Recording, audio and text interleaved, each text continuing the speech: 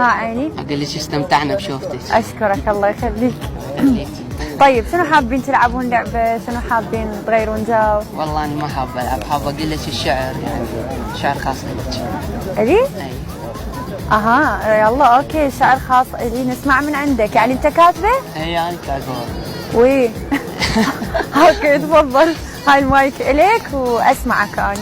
قول نورهان يا روح الروح، شوفتش تداوي المجروح، وشكو بنية منك مضبوطة، فدوى لعيونك تروح. نوران يوم حنية، بديتك يا أحلى بنية، أرد أخلي يدك بيدية، جا بلادنا الترسوية، وإذا قلتي لي ما علي خلي آخذ سلبي وأروح. نوران يا روح الروح.